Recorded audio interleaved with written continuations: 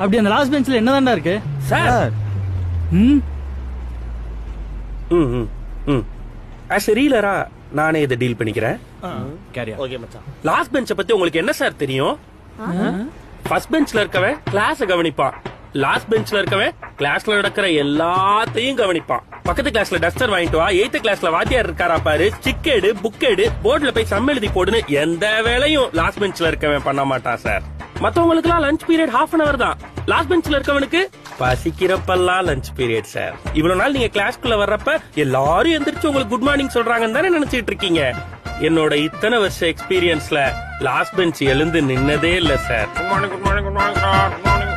அவ்வளவு ஏன் passport size photo தானேன்னு பல நாள் பேண்டே வேற கலர்ல போட்டுதான் சார் உட்கார்ந்து இருந்திருக்கோம் சார். மத்த பெஞ்ச்ல 4 பேர் தான் உட்காருவாங்க, லாஸ்ட் பெஞ்ச்ல 6 பேர் உட்கார்ந்துருப்போம்.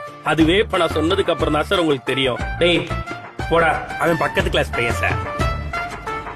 பிரேயர்ல மயக்கம் போடுறவன்ல இருந்து அத்தனை பேருக்குமான அன்னை மடி சார் எங்க லாஸ்ட் பெஞ்ச்.